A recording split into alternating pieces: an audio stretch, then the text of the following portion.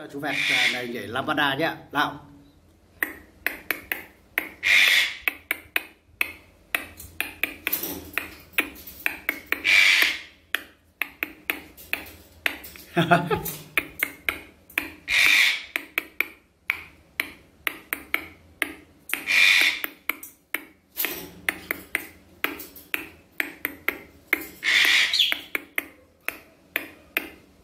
Here we go.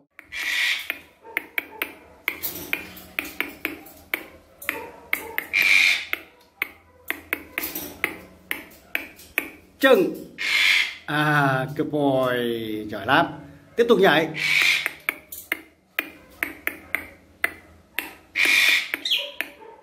Tiếp tục.